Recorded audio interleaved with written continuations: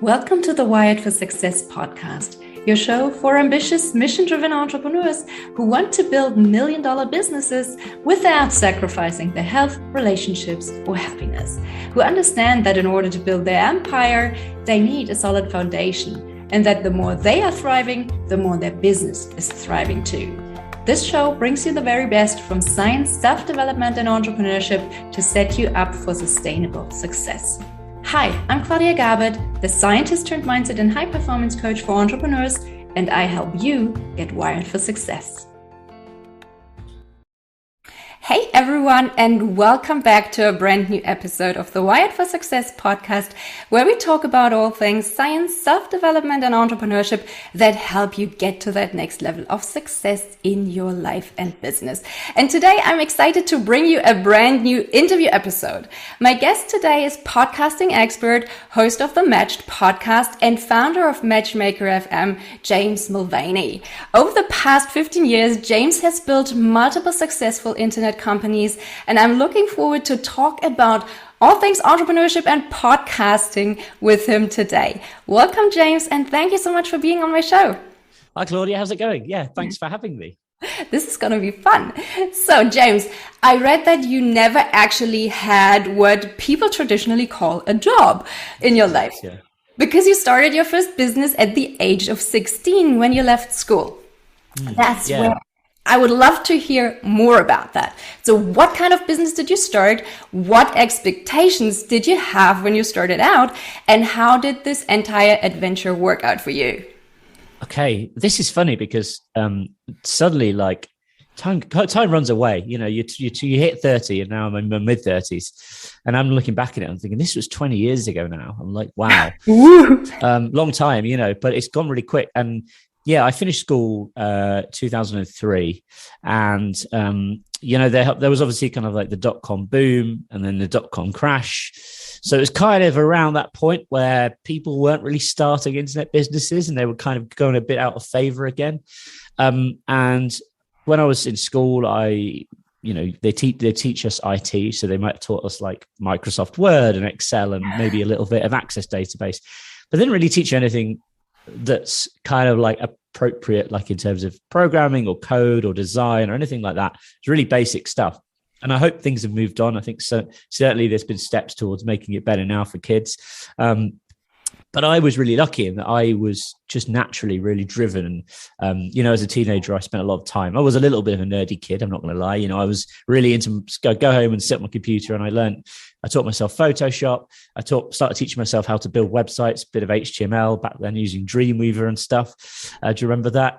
And, you know, it was kind of like one of these things that really interested me. It was kind of a hobby. And then I thought, you know, I turned 16, managed to register a PayPal account. I thought, well, you know, I learned all these skills. Is there any way I can start making money from this? So I kind of really started out, I guess, as kind of like a graphic designer. I was mocking up websites, logos for people, designing those little annoying animated banners that used to flash on your screen, and kind of doing all those sorts of things, and really doing whatever I could just to kind of bring some money in. And that was the phase where, you know, I then went into sixth form college, and you know, 17, 18, and then you think about going off to university, and you kind of start thinking about what do I want to do as a career. So I was kind of like really interested in broadcasting and radio. I wanted to be a DJ. And then when I was in sort of sixth form, I kind of thought, well, let's get some work experience. Maybe I want to go off and work in a radio station and go pursue a career in radio. So I started getting some work experience and working behind the scenes at various different radio stations local to me. Kind of learned how to broadcast online at the time as well, which was quite exciting because I could have my own radio show and send out a link to my friends and they could tune in. And then I got involved with a website, which was kind of like one of these chat portals at the time for like teenagers or whatever. So I had a radio station on, which was broadcasting on there, when suddenly we got lots of people listening to us, which was great. And, you know, from that, I thought, well, is there some way I can kind of take my skills that I've learned about building websites and turn them into something that's really a business? And so I was kind of already making, as I say, a little bit of a living online. My friends were going out and getting jobs in McDonald's or wherever. Obviously, there's nothing wrong with that. Like, I've heard plenty of people say that they started at McDonald's and they've had a great time. But it wasn't for me. And I thought, well, I don't really want to go and work for someone else. So I kind of thought, if I could start a business, and I know a little about the radio industry now, I understand how you can broadcast online. Could I set up a website that will allow me to basically take that service and sell it to clients? So that's kind of what I did. And basically from there, kind of grew the business and went off to university, did a degree, which was interactive multimedia, which is kind of combination of all those sorts of things. So a little bit of design, a little bit of programming, learning about e-commerce and that kind of thing. And I know I was in a position when I graduated, I finished university, I was 21, 22 years old, something like that.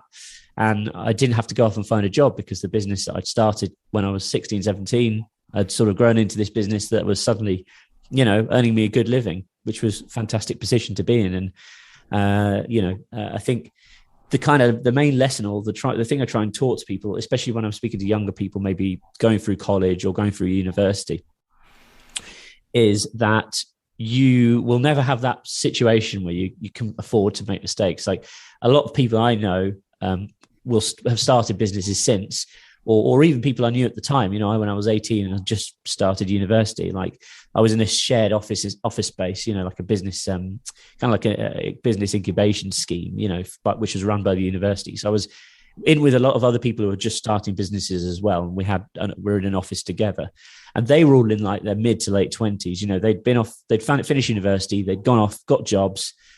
Some of them, had got kids and had a mortgage and all this kind of stuff. And then we was then starting a business, and suddenly things become a lot trickier because you have all this responsibility, all these financial outgoings.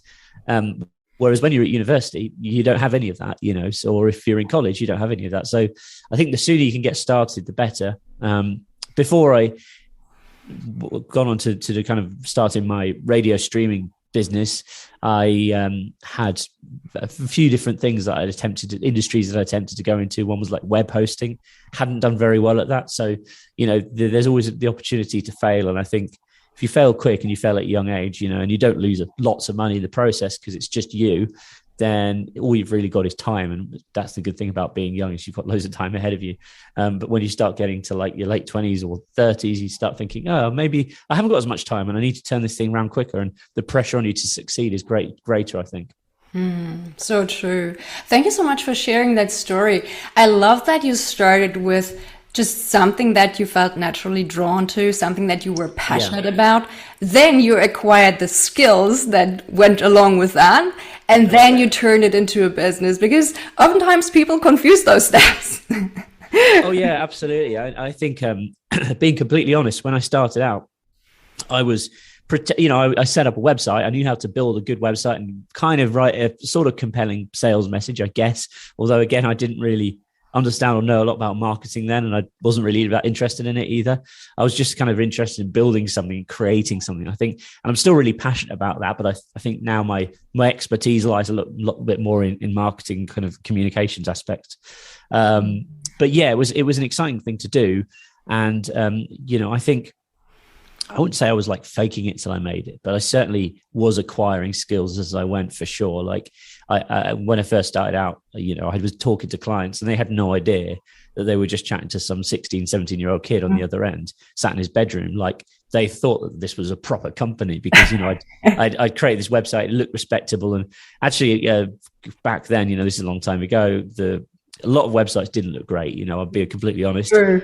Then, and it was a kind of thing where you were trying to compete with everyone else to make yourself look more respectable and have a better looking website. And people would lean towards websites which look great. I think nowadays it's a bit different because pretty much everywhere, there's still websites out there that look atrocious, let's be honest. But most websites it's not hard to build a decent sort of looking site now. There's lots of tools available. And again, it's kind of, I think services, like Wix.com, for example, these website builders, they've sort of democratized the process of creating a website. So, pretty much anyone could do it. You don't really need any skills. There's like tools out there like Canva, which are great for design. So if you're starting out and you want to kind of create something that looks presentable, I think it's much, much easier. What would you say were some of the biggest challenges you encountered as a young entrepreneur, and how did you overcome those challenges? I think to begin with, I think I didn't want to say in my early days I had many challenges. I just saw it as great fun. It was just I was learning lots of stuff, and I wanted to learn as much as I could.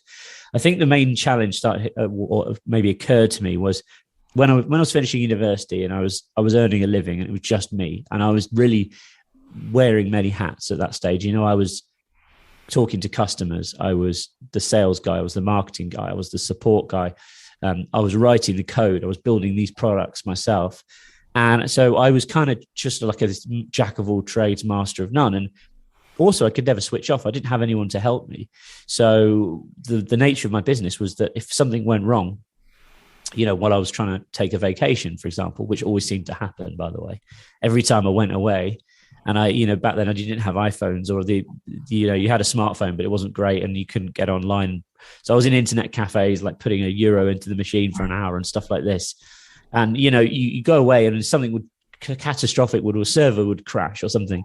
And, you get lots of angry customers. So the first thing I would suggest to someone, when you're in a position where you've built a business to a point where, you're making a living, but then it's stressing you out, is you need to think about how to delegate. And that was one of the key skills I acquired post-university. Within the first year of graduating, I'd already hired like 2 or 3 members of staff. And as soon as I did that, things changed drastically. It allowed me to grow the business a lot more in terms of revenue. You mentioned at the beginning the concept of this podcast of people wanting to make $1 million, or build a $1 million business or whatever. That was one of those things that I had at the back of my head. I remember when I was finishing university, we were, in terms of revenue, I was probably making like 7,000 or 8,000 a month, which, is great for someone who's 21 years old. Absolutely. Obviously that's not all profit, but that was kind of turnover. But I wanted to get to 10,000 a month. That was like this kind of goal in my head, which at the time seemed really unachievable. I had no idea how I could get to that point.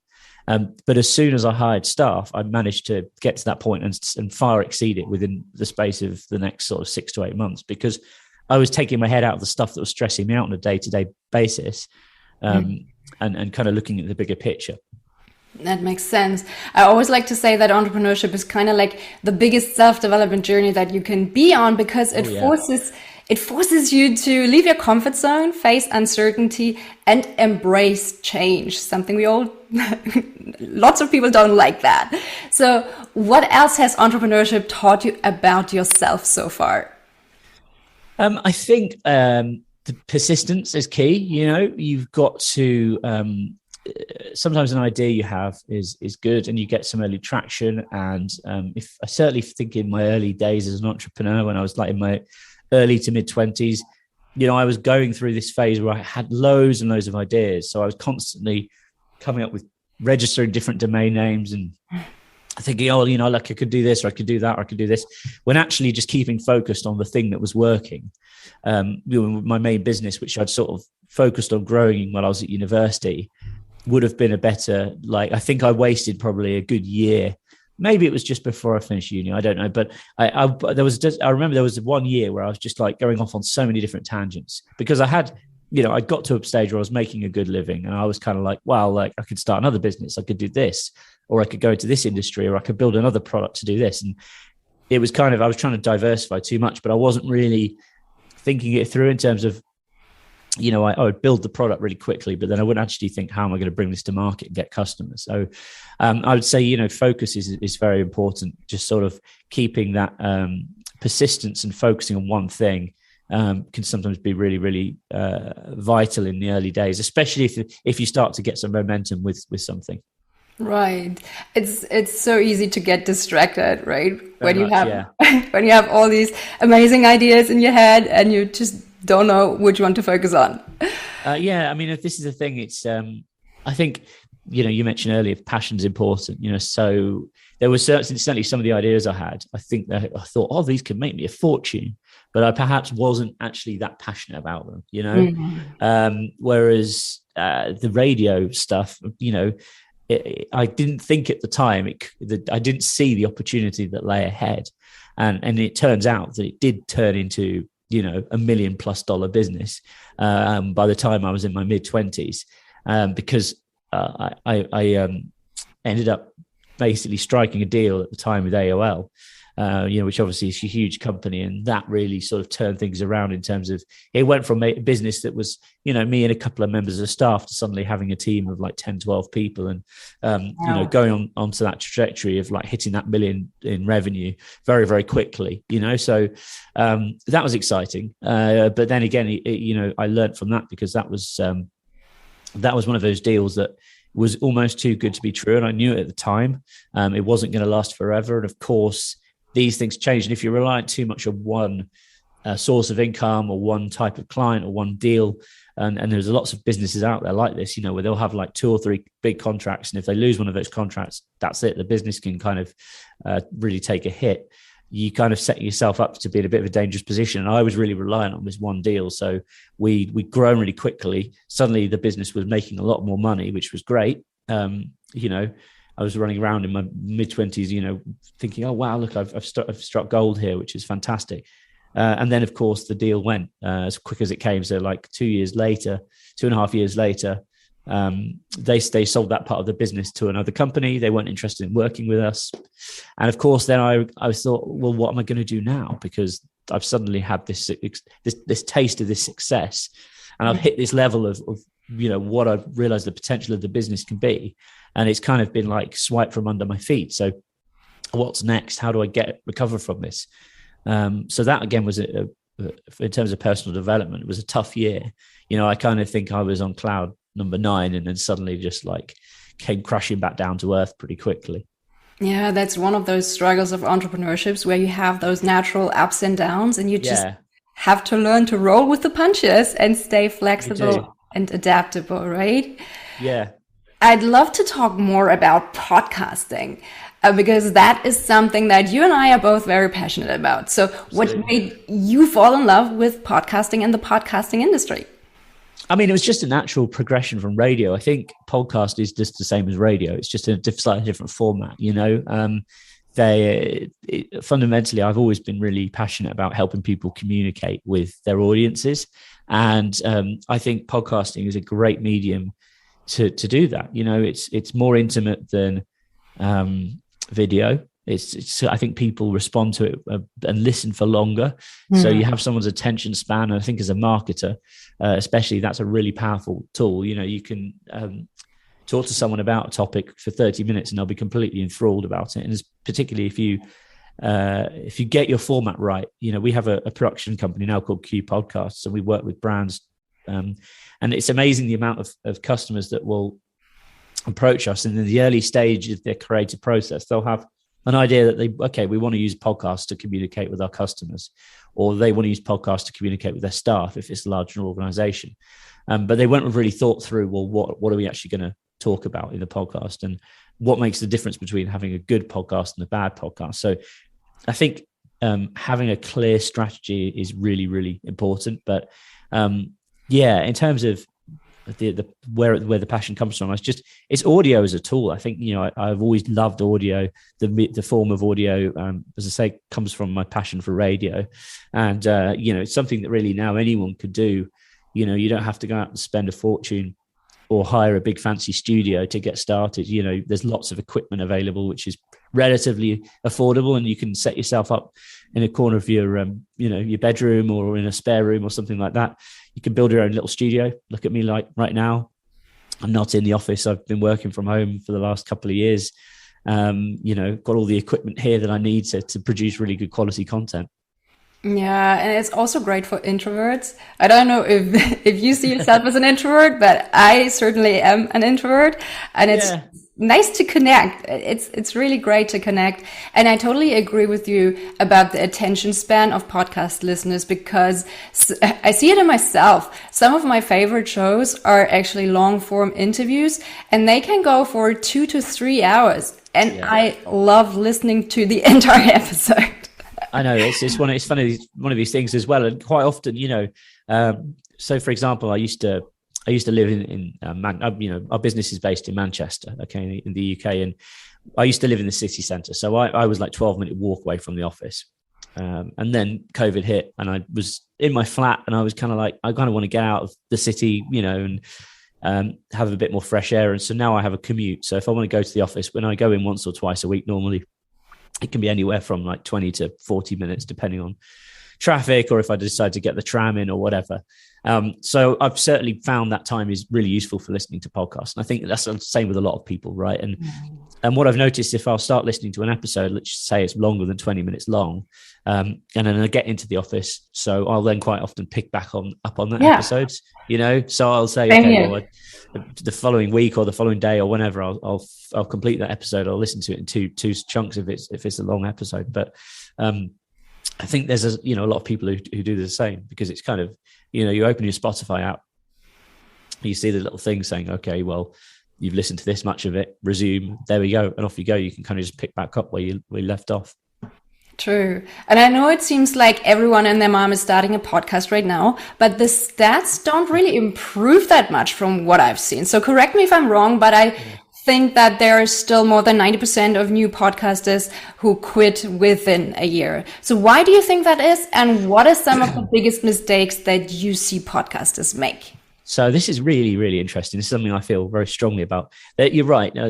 People saying, well, okay, everyone's starting a podcast. But if you look at the number of active podcasts, I don't know the exact number. I know it's over 2 million now. And I know that basically doubled during COVID. It used to be, before COVID, it was around 800,000. Then they hit 1 million in 2020.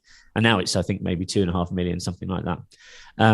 If you Google it, it comes up, with the latest number. But what's interesting out of those 2 million podcasts, I think, is something like, as you say, it's like 80 or 90% of them. A big chunk of those only have like less than 10 episodes. And then there's a significant chunk that have less than like 2 episodes. So it's just 1 or 2 episodes. Yeah. And I think the reason, Claudia, is that, people will, they love the idea of doing a podcast. They'll think about the first episode, but they won't necessarily think through what they're going to be talking about next. And this is my advice I always give to anyone who's talking about starting out, whether it be for a business or just as a fun sort of side project to talk about something you're passionate about.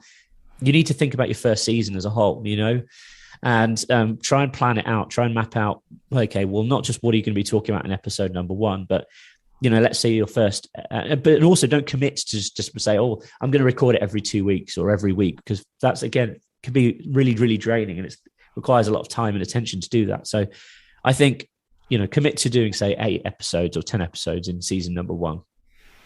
Plan out that season. So, for example, like if you're recording a podcast about marketing, you might say, like, episode number 1, you want to talk about the basics of marketing. Number 2, content creation. Number 3, video marketing. Number 4, SEO. Number 5, PPC, and so on and so forth. Okay, so you've got a specific topic or a theme which you want to talk about in each episode. Which is great. So you can then plan that out, and you can maybe talk about some of the key points that you want to discover. And that's also really useful if you're, like obviously we met on matchmaker.fm, which is a great platform to find guests. But if you then want to find a specific guest who's got that expertise, like let's say you want to go out and find an SEO expert because you're recording an episode about SEO, search engine optimization, and that's what your podcast is focused around marketing. Well, that's really easy to do then, because all you have to do is go into a platform like Matchmaker, type in SEO, or go onto LinkedIn or Twitter or wherever it is you're sort of most active, and you can find someone who's got that expertise. And it kind of makes your planning process a much easier. You can then, and I think you mentioned that you do this as well, like batch record those episodes. So don't necessarily be thinking, well, you've got to record an episode and release it, record another one, release it. You can record all of those 8 episodes over the period of a couple of weeks or however long it takes you. And again, you need to think about editing and writing show notes. And there's lots of other aspects of podcasting apart from just recording it, which again, a lot of people sort of don't think about when they're starting. They just think, well, I can just show up, record, and it's all going to, suddenly millions of people are going to listen to me, which of course doesn't happen. And then once you've recorded those 8 episodes, then think about releasing them and say, okay, right, we're going to release them one every week or one every 2 weeks or once a month or whatever it might be, for the period of X number of episodes. And it kind of, you don't have to necessarily record the entire first season. You can always start releasing, but I always think if you're a few episodes ahead, it just gives you a little bit of wiggle room, so if a guest doesn't show up, and obviously this has happened with us, we've had to reschedule this a few times, which is quite normal. You're not kind of getting in a sticky situation where you're like, oh God, I'm going to got an episode out by this Thursday, or my listeners are going to hate me. But I think this is the thing, people don't think about any of this stuff. They just sort of jump into it without really thinking it through. And it's just like anything, it requires good planning, a bit of strategy, and thinking about who your audience is going to be as well. I totally agree.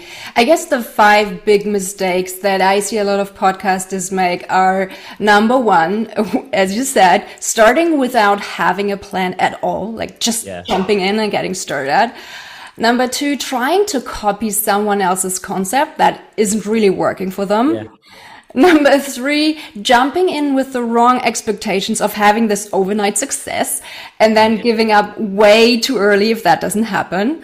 Number 4, not thinking about monetization strategies early on. And number 5, not having the systems in place that allow them to stay productive and consistent. Yeah. And what do you think? Where's podcasting headed? I mean, with podcasting becoming so popular, a lot of people might wonder if it's too late to get started now.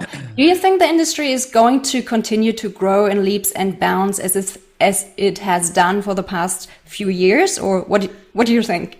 Yeah, I think it's still growing. I think more people are getting involved with the medium, and there's an infinite amount of really specific things that you can talk about.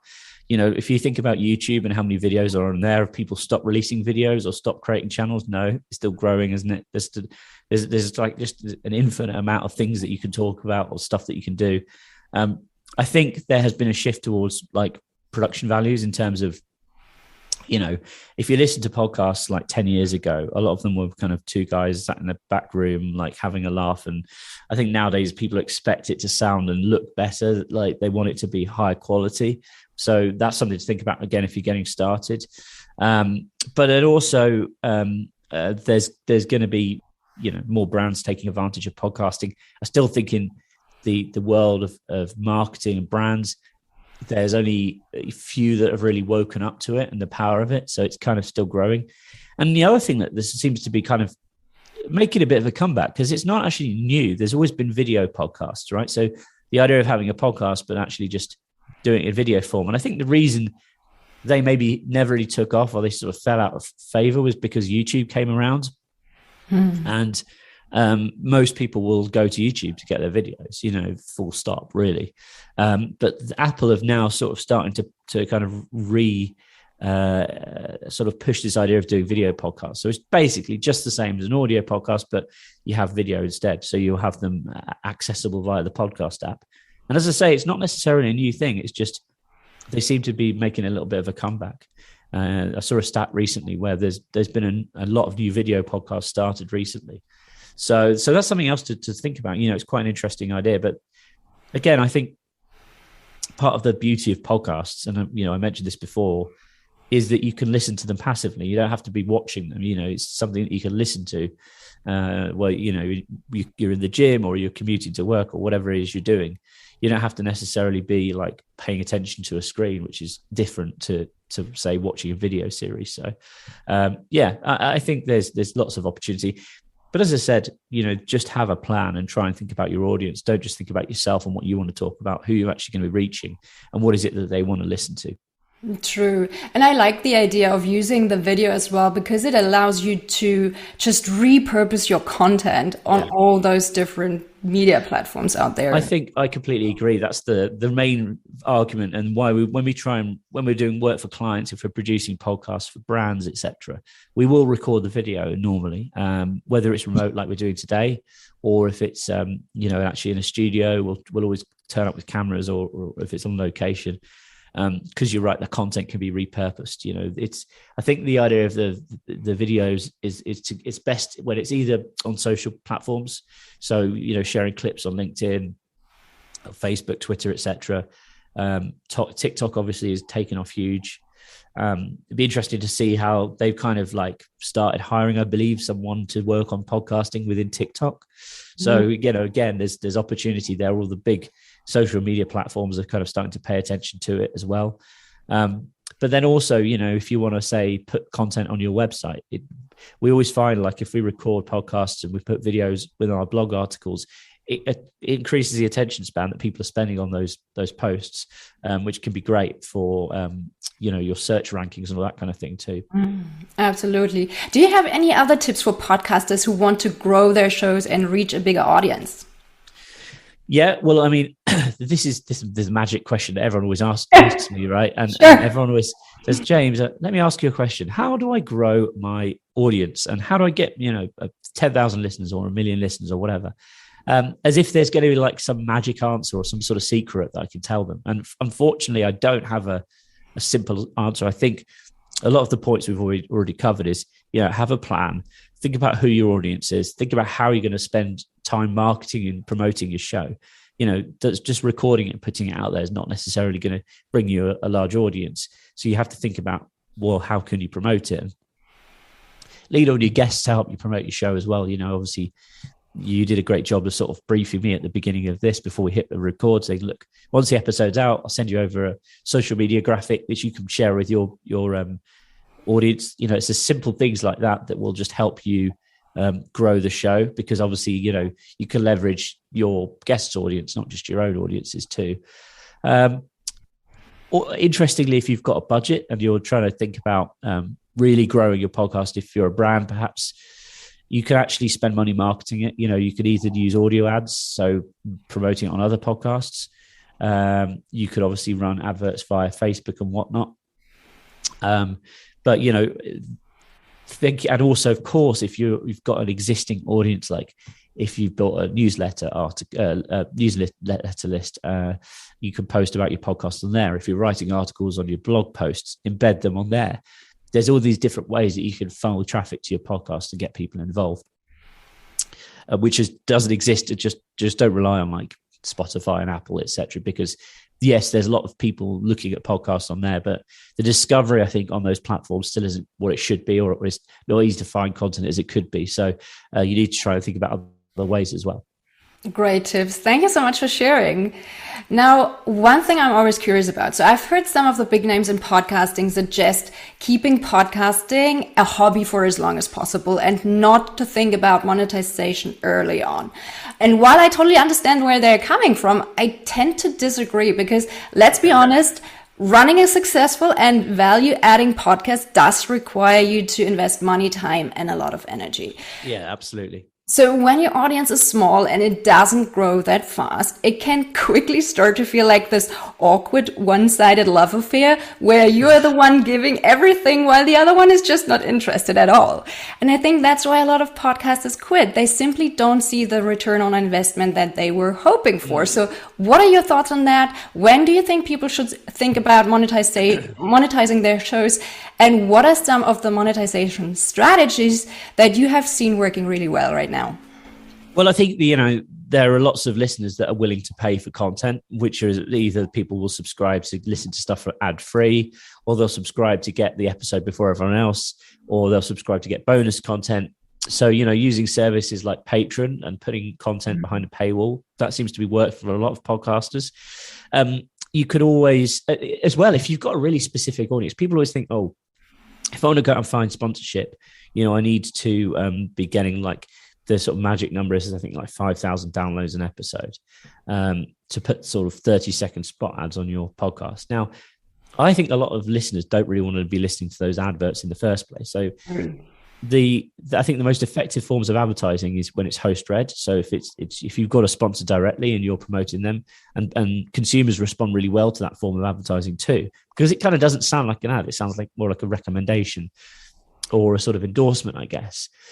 So I would suggest that, if you've got a smaller audience, but it's really focused, like, exactly who they are, go out and try and find smaller businesses, who will want to maybe spend a little bit less money, but you can offer, put together a one-pager talking about, who your audience is, how many listeners you're getting on average per episode, how many listeners you've had in total over time, and then put together a sort of, a rate sheet saying, okay, well, you can have exclusivity for whatever, something, say, start with something that's kind of affordable to a small business, a few $100s a month, something like that. if they're getting results from it, you could then perhaps ask for some more at the end and try and get them to commit to a certain term, a sponsorship agreement, so 3 or 6 or 12 months, and try and, really sell the benefits of why your audience is right for that company, because there are so many companies out there now who are sort of starting to think about using audio as a tool to promote their products and services. And the stats are really favorable. You can say, look, here are some stats. Look at the Infinite Dial report, for example, which is published by Nielsen Research. There shows how effective podcast advertising is. So you'll have to put your sales hat on a little bit and go out and make some approaches. But, if lots and lots of podcasters I know have been very successful doing that. The other thing to think about as well, if you're a brand, perhaps look at call to actions. So make sure that you've got a clear call to action in your podcast, because you want to measure its effectiveness. You want to measure the fact that people are actually listening to it and either buying products or services from you or taking some kind of other action. It might be signing up to a newsletter or starting a free trial or something like that. But if you have a clear CTA and you have some kind of trackable link, so it might be you get a specific domain name that you read out in every episode that you can therefore monitor how many people are actually converting or taking action at the end of it. Or it could be that, you're sending people to a certain landing page or whatever. But there are different ways that you could do that. But yeah, have clear kind of KPIs of what you expect and what sort of results you want from your podcast. Yeah, those are great tips. Thank you so much. Another thing you didn't mention, but that has started to work really well for me, is once you get a lot of people interested in your show. So for me, for instance, I've recorded enough content for the next 5 to 6 months. So yeah. I do already have a lot of content out there and I have a long whitelist. Now I can start having something like a skip the line offer. So if people want to be on the show and they have something like a time sensitive thing that they want to talk about, maybe they have a book launch coming up or something like that, then they can skip the line, but they pay for skipping the line, if that makes sense. Yeah, I mean that's a great thing to do, especially if people are willing to do that, and if you can prove that you've got a decent audience and you've got an engaged audience. I think that's certainly something that's really valuable to a lot of guests as well. But I think again it's something that you've got to sort of think about how you present that, and and try and do it in a sort of fair way where it's kind of it's beneficial to them as well as you. But yeah, I think that's a fantastic idea.